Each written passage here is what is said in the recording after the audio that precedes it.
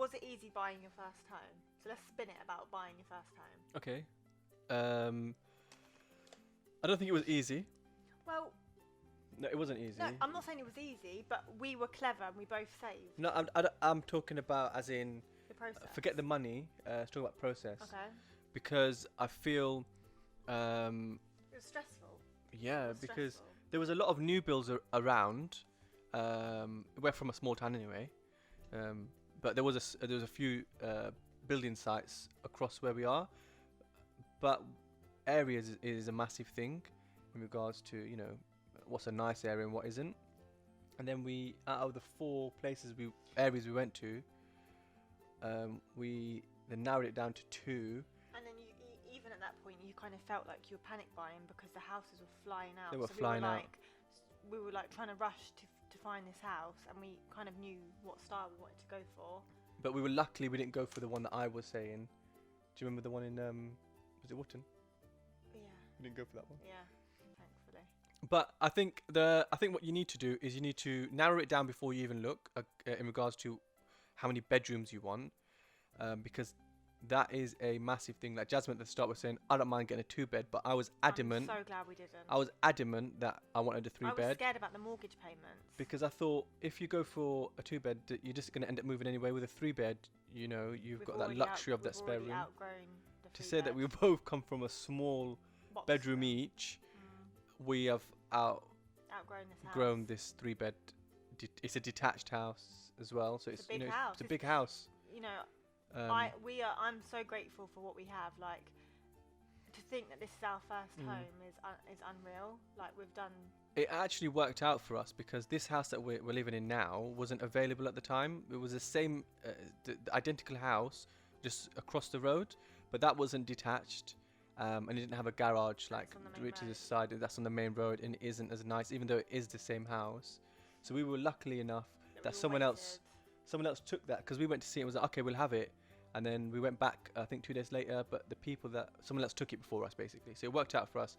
The whole process is stressful. But we kind of just kept each other positive, didn't we? Yeah, you really, really need to get a really good solicitor, a really good mortgage broker, for them to be on the case about it, because it can long things out.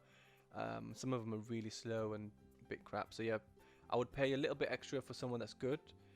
And when it comes to budget, get a good broker that can actually get you a good mortgage as well. And then it all just comes down to location as well, because you want to be in a good area. And then make sure you've saved up enough. There is a lot of help out there with the government help, but again, look into that, because they're not all what it seems. Because even though it might be good at the time, going a few years later, it could bite you in the bum. So yeah, read up about that, read properly about it, or just ask someone. People are out there, like your mortgage broker is there to give you advice on it, so get advice on that as well. So yeah, it is a bit stressful, but the end result is amazing. So in a nutshell, get your money together before you even start thinking about anything. Yeah, and get a mortgage. If you're looking to move within the next 6 months or so, then get a mortgage in principle, because that lasts for 6 months. At least you know what you can borrow. Don't reserve anything until you've got your mortgage in principle. What I liked that our mortgage advisor did with us, he sat us down and he put the cost of everything. So he estimated water, gas, electric. I think that's what every mortgage broker should do. I don't know, but it was a really nice experience for us. Yeah, definitely. He was pretty spot on, wasn't he? Like, in terms of, we could then see what our outgoings were, and then we didn't have any trouble with the mortgage. No, touch wood. But we worked out that we could afford this 3-bed, and he gave us the confidence that we could, that we'd be able to manage it, and we'd still be able to save as well. Yeah, definitely. So definitely don't rush into buying a house. Find the right one, and I guess we could talk about new builds on another time and go into a little bit more depth. Yeah, there is a lot of issues with new builds. Yeah. But we'll do that another time. I hope that helped. Okay, let's do this one. I want a baby, but my husband doesn't at the moment. Okay, so it's hard because there's so much that comes into this. I guess both of you aren't ready. That answers that question, because your husband isn't ready, and I think it's really important that you both are on the same page and that you're both ready. Have that conversation with him. I'm guessing he wants children, he's just not ready at the moment, which is fine. You just have to be a little bit patient, and I think that time will come. So I think the beauty of it is giving the person all the freedom in the world to make that decision themselves, don't you think? And when that person comes forward and says, I'm ready, there's such an amazing feeling in your heart that you will feel. I think you cannot push someone to do something that they're not comfortable with or want to do at the time. I really believe in if you both want something and the other person isn't ready, then you kind of just gotta wait until they are as long as you both want the same thing. Yeah, if you don't, don't, if he doesn't want yeah, children, you can't then force I would that person. Say that's a whole different. Yeah, and then I guess if you really want children and they don't, and you knew that from the get-go, then you should never have got into that situation in the start, because you both wanted different things. Yeah. Yeah, I think that. Yeah, if you know you both were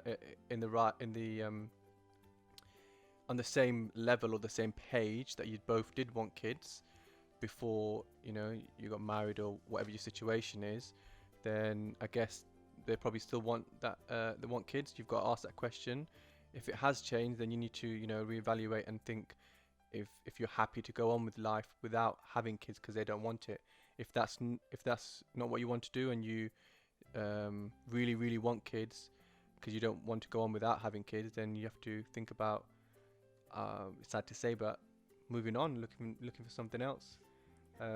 Because again, you cannot force someone to do something they don't want to do, because they will never be happy.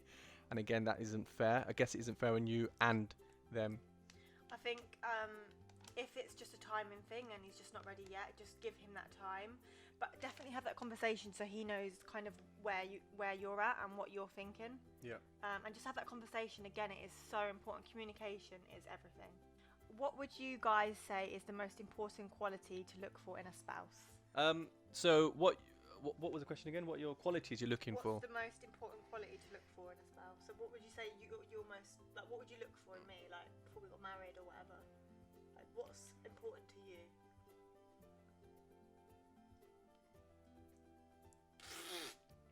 Tumbleweed. What? I'm trying to think.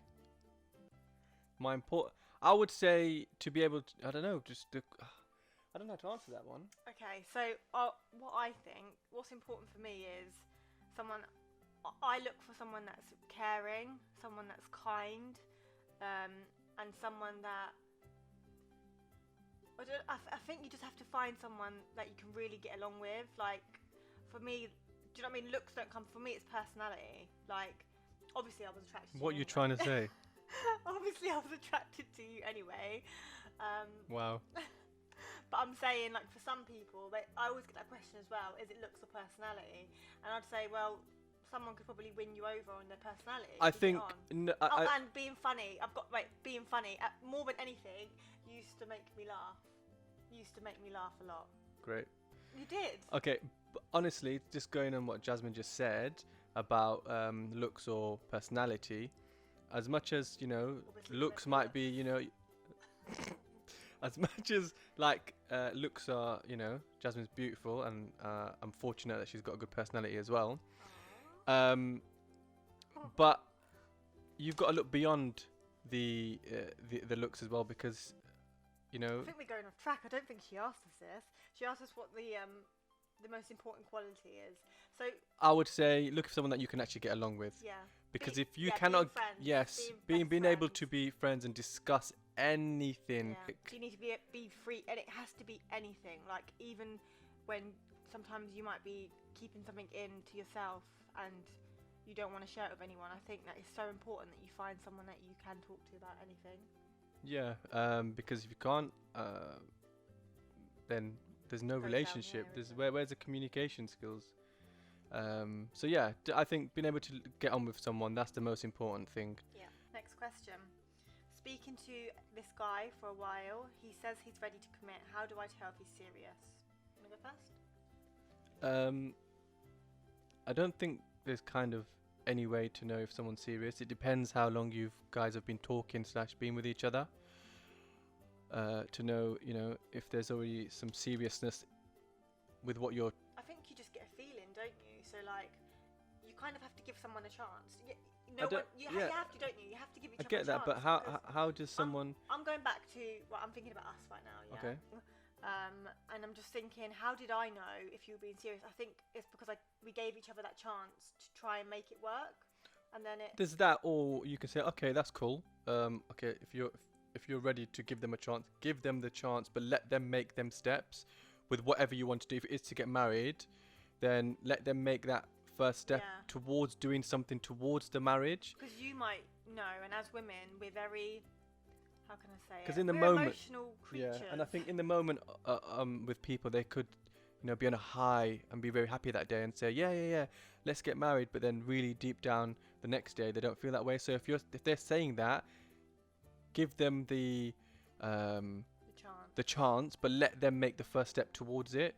I think that's the way you really know if someone wants something or not. Because Yeah. I remember talking to you about marriage, and then I remember taking a step back and thinking, actually, as a woman, a majority of us know that we want to get married and what we want, blah, blah, blah, blah, blah. But I knew not to force that on you. I kind of just waited. And I still remember that day where you said to me, I'm ready to get married. And that's the best feeling, because I knew then, okay, he wants to get married. I didn't force that on you. Yeah. I didn't make you make that decision.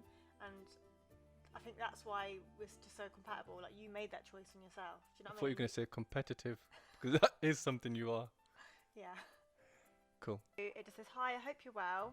So, compatibility and communication is so important to me when looking for a partner. I've turned down someone for marriage because they had made no effort to get to know me, and I had to inform the person that I would like to get to know them, else I will not be marrying them. They then started communicating and then started pressuring for a wedding date. I backed out completely as it made me feel very anxious and uneasy. I communicated this to them, but they showed no concern. However, the Asian mentality folks insist that this is a process and I should give it a chance. I don't agree, but it's so tough as it makes me second guess my decision. Is it really asking for too much? Okay, so what I'm getting from that is that all you want is to make sure that you guys are actually going to work before you marry.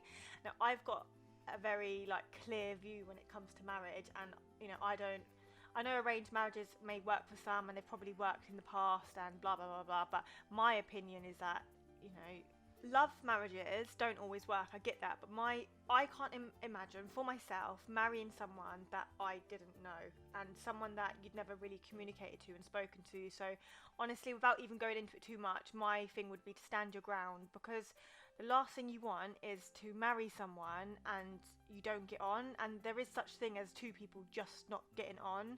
So I think that you need to get to know them and make sure that they're the one. I don't think we do know if someone's the right one, but do you know what I mean? You need to have a bit of communication. I think you're right in saying that all love marriages don't always work. Perhaps there's anything, but your chances of it working over just finding someone and just marry them without knowing them are less.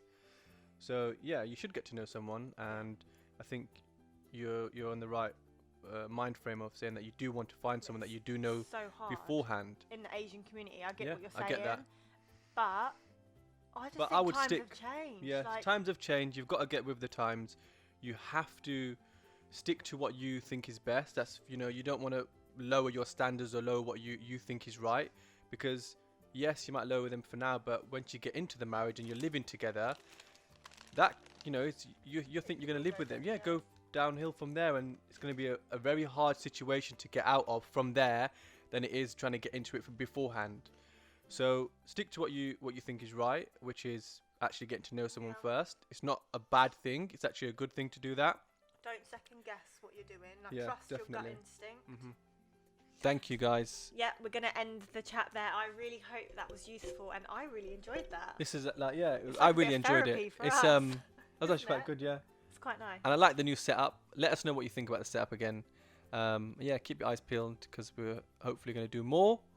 Just comment below any topics that you would like us to talk about, or topics that you want us to go into more depth about, and we can do that. Or if you want our advice, let us know. Until next time. Bye.